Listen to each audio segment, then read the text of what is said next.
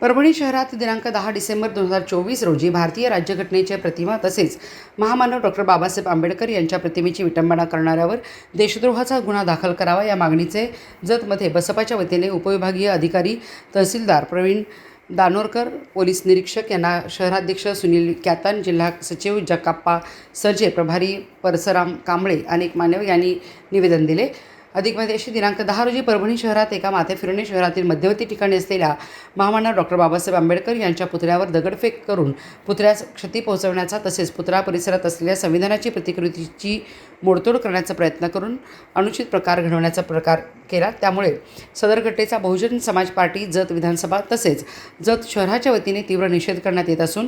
माथेफिरू कोणाच्या सांगण्यावरून सदरचे कृत्य केले याची SIT मार्फत चौकशी करून गुन्हेगारावर देशद्रोहाचा गुन्हा दाखल करण्यात यावा अशी मागणी करण्यात आली। यावेळी शहराध्यक्ष सुनील कॅतन, जिल्हा सचिव जकाप्पा सर्जे, प्रभारी परसराम कांबळे, संतोष वनकट्टे, सिद्धार्थ कांबळे, बाळासाहेब बुद्धसागर, आव्हाण्णा कांबळे, नवनाथ पवार, अप्पासो बाबर, सौरभ सावंत, किरण सुर्वे, सागर पवार इत्यादी उपस्थित होते।